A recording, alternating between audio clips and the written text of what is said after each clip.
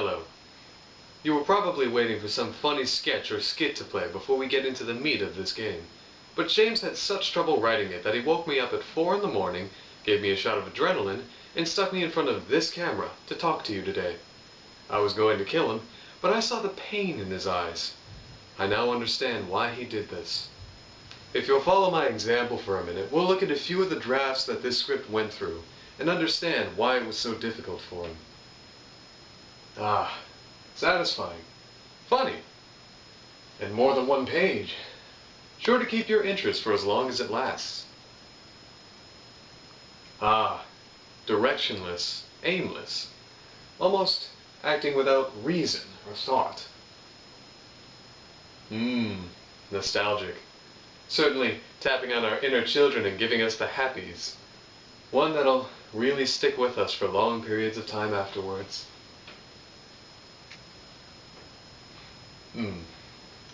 I'm pretty sure by this point the writer had just given up and began scrambling for ideas, but ultimately didn't have enough substance to drag us through the mire and sludge that he would have had to spat at our eyes. Deplorable. Thank you. I'm glad we could take the high road on this one.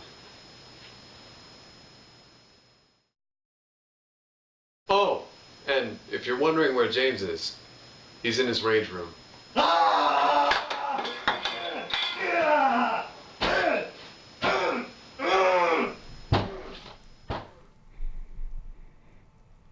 Before we start this, we want to inform our audience. Due to the uselessness of the return and cutout ability and the ridiculousness of having to repaint only parts of the environment to move forward, we will not discuss either of these parts of the game. They is dumb and we not care for them. You think? It means thank you. And here we are, folks, a true and tried successor to the Paper Mario series. After the success of Thousand Year Door and the of Super Paper Mario, Nintendo said, "What the sludge," and made Sticker Star. That wasn't before cutting off the creative fingers of the series and breaking this series' legs, so it only had the Paper Mario stump to limp its way to the finish line with. Now, we have Paper Mario Color Splash. Also, James is here. Care to say hi to the folks, James? What James is trying to say is, Andy won the bet. I argued with myself and Andy for hours about how good this game is, how it taps in on every bit and part of what made the Paper Mario series so good, and how it tickles your nostalgia bone every single second of play, about how the writing is so damn charming and witty, you can't help but smile when you collect a giant coin that only equals 1. I did my best, but no. This game is not good. James, I would like to quickly point to the fact that you placed this as your top 3 game of the year in this video, which you can watch right here on Silverspud's channel. Number 3. And now you're standing here in front of your audience to say you're wrong? My apology will follow the video, not to worry. I can wait. Take as long as you need. I want to enjoy every second of this. Go on. Don't let me distract you.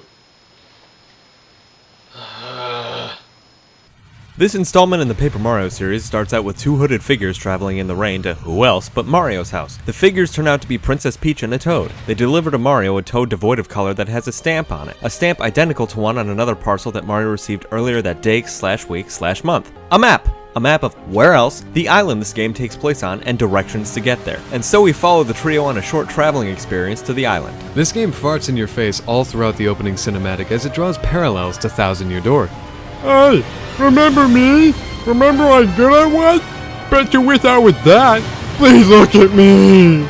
Jokes, funny voices, and parallels to much better games aside, this game is absolutely gorgeous. Every texture is expertly crafted, every piece of scenery is spot on, and the entirety of each environment is just aesthetically fun to look at. Sure, it's muddled and marred by a bad game it is forced to show off, but at least you get to look at the diamond while it furiously defecates on itself. Mario guides his trio to Port Prisma Center where we meet Huey, our Nintendo game designated guide for this adventure.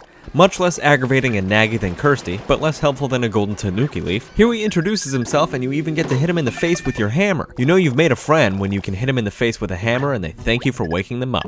Your less than informative conversation is then interrupted by our terrible Toad companion screaming from afar. Rushing to his rescue, you discover a Shy Guy sucking the color, the literal life-giving force of this game, out of him.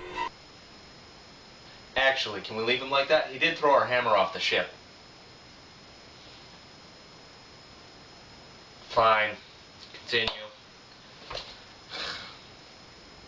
Mario does nothing to stop this creepypasta come true, and thus your first battle begins. But not before you're introduced to your Paper Mario regulated battle crutch, cards and paint.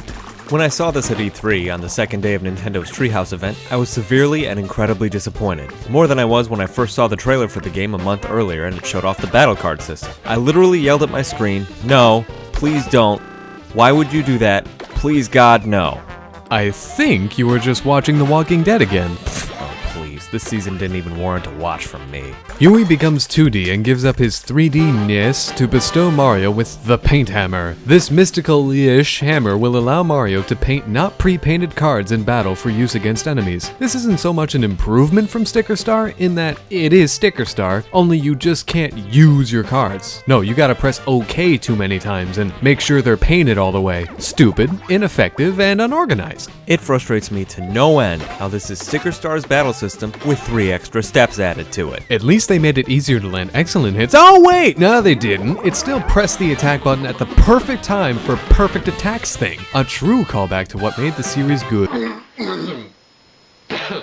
Sorry, I forgot. Can't say that, I'm allergic to bad game design. And peanuts. Oh boy. The battle ends, and you repaint your Toad companion to hear your mission for this game. Collect the big Royal paint Sticker. stars and bring them back to Port Decoburg. Prisma to have them show you the way to Bowser's Castle. Isn't it funny how you can interchange the names of certain things in both games, but it's still the same game? Hilarious, right? It's not.